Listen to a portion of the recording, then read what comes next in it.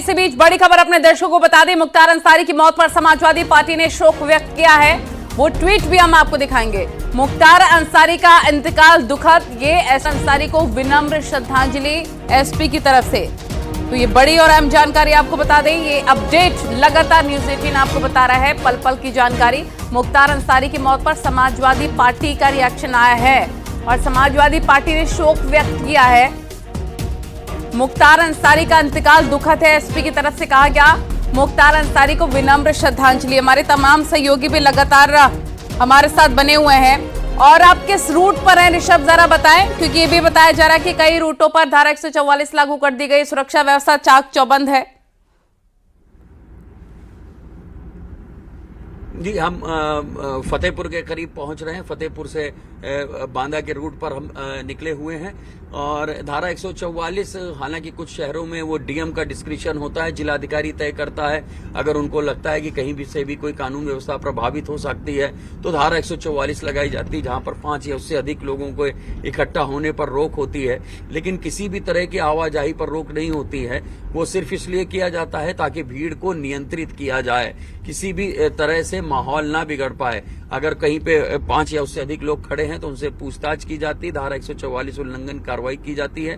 तो किसी भी तरह के आवागमन पर रोक नहीं है, ये बिल्कुल मैं साफ कर देना चाहूंगा। हाँ, कुछ उसके प्रभाव के जो इलाके हैं, मऊ, आजम, गाजीपुर जिले हैं, पूर्वांचल के कुछ और जिले हैं, वहां पर सतर्कता जरूर बरतने को कहा गया है। कुछ ऐसे लोग जो इस पूरे माहौल का फायदा उठाकर असामाजिक जो तत्व हैं वो कहीं कुछ लोगों को भड़काने का प्रयास ना करें, लिहाजा सतर्कता बरतने के निर्देश पुलिस को दिए गए हैं। ये कहा गया है सीनियर ऑफिसर्स सड़कों पर रहेंगे, वो फुट मार्च करेंगे और संदिग्ध अगर कोई दिखता है तो उससे पूछताछ करेंगे। बॉडी वॉर्न कैमरे वर्दी के ऊपर पहनने होंगे, जहां जरूरी होंगे वहां पर सीसीटीवी कैमरे, ड्रोन कैमरों से निगरानी के निर्देश दिए गए हैं। ये भी कहा गया है कि सड़क से लेकर सोशल मीडिया तक जहां कहीं भी कोई भड़काऊ अफवाह, आपत्तिजनक पोस्ट ऐसी होती है तो उसके ऊपर कार्रवाई की जाए।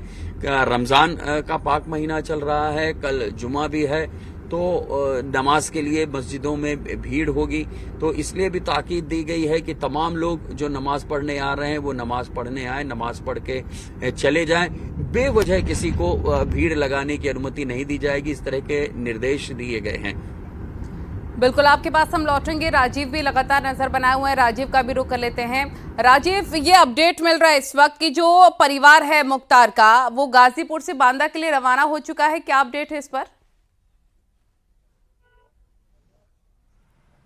अब देखिए, कुछ जैसे ही 7:30 बजे के 7-7:30 बजे के करीब ये खबर आई कि मुख्तार अंसारी की तबीयत खराब हुई है, उसी वक्त मुख्तार अंसारी का जो परिवार है, जो फैमिली के लोग हैं, चाहे उनके भाई अफजाल अंसारी हों या फिर उनके बेटे और भतीजे हों, वो बांदा के लिए रवाना हो चुके थे। क्योंकि एक लंबी दूरी है बांदा और गाजीपुर के बीच में, करीब 390 किलोमीटर की दूरी है, जिसके चलते कुछ वक्त लग रहा है। लेकिन उम्मीद यही जताई जा रही कि अगले 1 से 2 घंटे के भीतर जो मुख्तार अंसारी की फैमिली है वो बांदा पहुंच जाएगी और उसके बाद जो पंचनामे की विधिक कार्रवाई है उसको पूरा किया जाएगा। और फिर अगर परिजन सहमत होंगे, उनकी सहमति होगी कि रात में पोस्टमार्टम किया जा सके तो रात में पोस्टमार्टम होगा। लेकिन अगर वो सहमत नहीं होंगे तो दिन में ही, जो सामान्य स्थिति में किया जाता है सूरज की रोशनी में, वहां पर दिन में ये पोस्टमार्टम कराया जाएगा। क्योंकि अमूमन अगर लॉ एंड ऑर्डर की कोई स्थिति होती है तो प्रशासन फैसला लेता है, डीएम के आदेश से रात में ही पोस्टमार्टम की प्रक्रिया पूरी कर ली जाती है। लेकिन अगर लॉ एंड ऑर्डर की स्थिति नहीं होती है और परिजन की सहमति रहती है, तब फिर कोई, जब वो चाहते हैं तब पोस्टमार्टम हो सकता है। लेकिन अभी तक जो हम लोगों को जानकारी मिल रही है कि ये फैसला तभी होगा जब मुख्तार अंसारी की फैमिली वहां पर पहुंच जाएगी और उसके बाद देखना यह होगा कि पोस्टमार्टम रात में होता है या फिर सुबह कराया जाता है। उसके बाद जैसे ही पोस्टमार्टम की प्रक्रिया पूरी कर ली जाएगी, उसके बाद मुख्तार अंसारी का जो शव है उनके परिजनों को पूरा सौंप दिया जाएगा और फिर उसके साथ कड़ी सुरक्षा व्यवस्था में उनके शव को गाजीपुर ले जाया जाएगा। की जा रही है कि माहौल कोई बिगाड़े ना। मऊ से अभिषेक भी हमारे सहयोगी जुड़े हुए हैं। अभिषेक, वहां पर कैसी स्थिति है, जरा तस्वीरें दिखाएं। हम देख रहे हैं पुलिस फोर्स वहां पर तैनात कर दिया गया है, क्या जानकारी वहां से?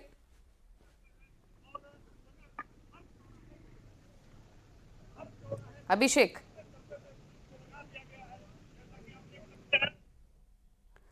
क्या मेरी आवाज आपको मिल पा रही है?